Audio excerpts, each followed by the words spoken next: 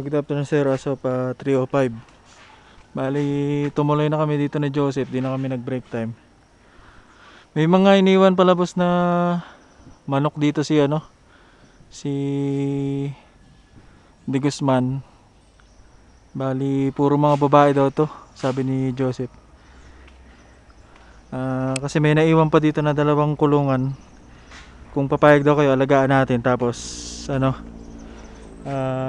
para doon nakukuha yung mga itlog. Bali, baba namin to dun sa kabila bukas. Tapos yung mga tira-tirang kahoy-kahoy dito, yun yung susunogin ni Joseph ngayon, saka sisigidan.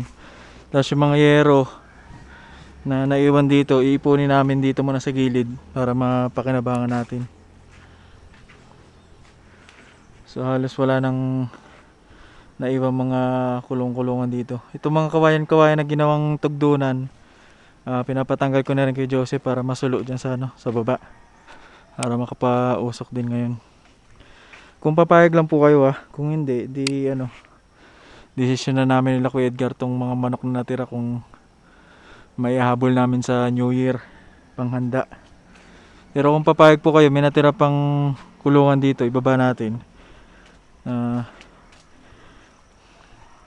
Alagaan daw ni Joseph. Tapos ito pa yung ginawang tugdunan dito, tingnan nyo.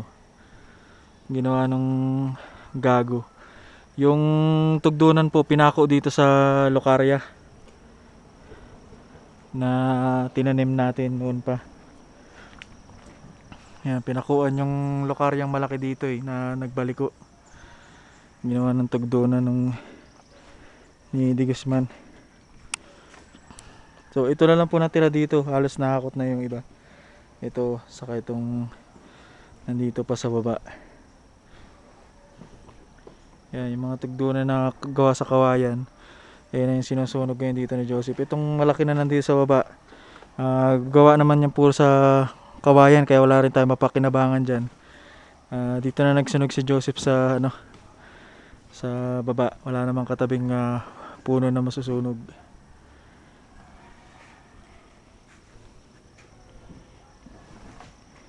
Yan, so puro kalat-kalat dito. Tapos yung mga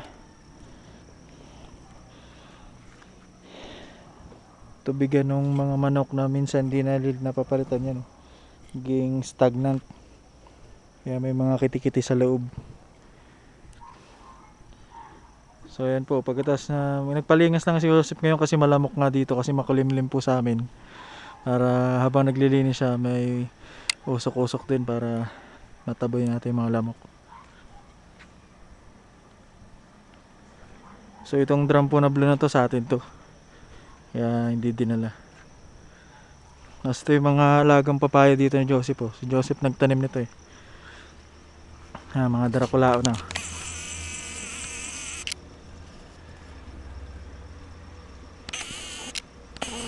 Yan, tanim po ni Joseph yan, 2 puno yan. Yung isa medyo matumal sa bunga, itong maliit yan, sagana sa bunga. Nasa mahigit 10 yung bunga niya.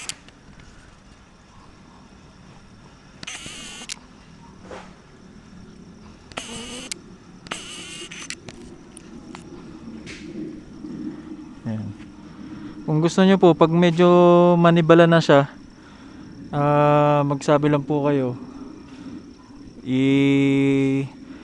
Ano ko po sa inyo, i-safety ko sa inyo. Magpadala po ako dyan ng kahit magpapadala po kami ng bunga dyan. Masarap tong papaya na to. Ito yung nabibili po namin sa palengke na mga dilaw na mahamison Kaya kung gusto nyo, yan, papasafety kami para ipadala sa inyo.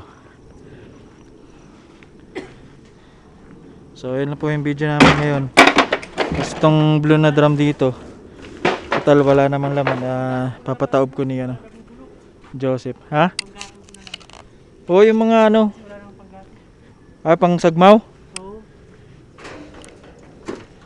Oo, pwede. Ipunin mo lang sa isang lugar para hindi kalat-kalat.